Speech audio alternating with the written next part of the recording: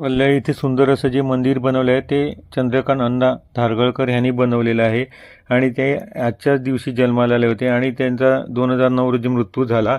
त्याने स्वतःचा जो एन ए प्लॉट होता त्याच्यामध्ये त्याने मंदिर बनवले आणि त्याची आज व्हॅल्युएशन मात्र 2 करोड रुपये असेल आणि मंदिराला जवळजवळ 2 ते 2.5 करोड रुपये त्याने खर्च केलेला आहे. आणि हे मंदिर बनवायला स्वतःची जागा द्यायला आणि देवाचं असं मंदिर बनवायला फार मोठं मन लागते आणि ते देवासारखेच होते म्हणून त्याने अल्लाह इथे हे मंदिर बनवलेलं आहे.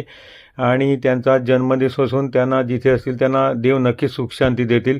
त्यांना माझ्यातर्फे व अल्लाही गावातर्फे जन्मदिवसाच्या मनपूर्वक हार्दिक शुभेच्छा.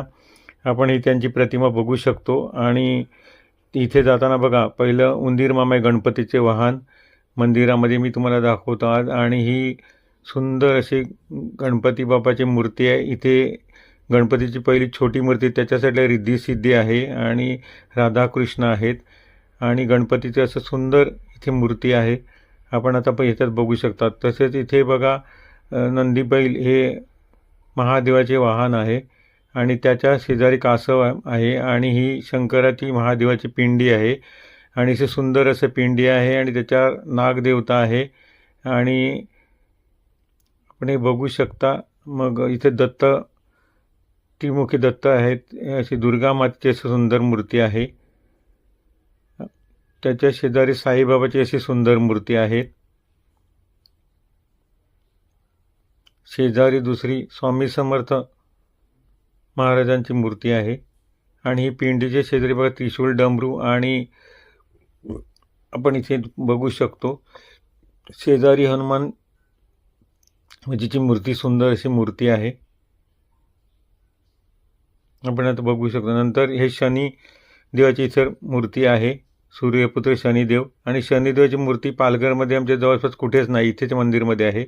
आणि हे तुम्हाला आता दाखवतो 12 ज्योतिर्लिंग इथेच आहेत. आपल्याला कुठे दर्शन करायची बाहेर जायची गरज नाही. इथे बघा सोमनाथ आहे. अशी 12 ही ज्योतिर्लिंग आहेत इथे 12 प्रकारची. आपण इथे बघू शकतो 12 ज्योतिर्लिंग आहे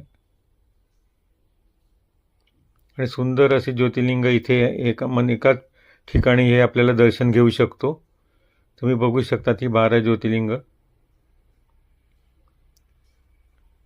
12 ज्योतिर्लिंगाचे दर्शन आपण इथे येऊन घेऊ शकतात. अल्लाहीला हे मंदिर आहे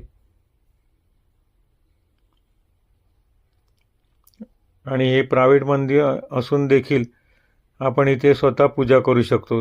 आपल्या हाताने पूजा करू शकतो. बघा इथे दुसरे सुंदर अशी गणपती बाप्पाची मूर्ती आहे आणि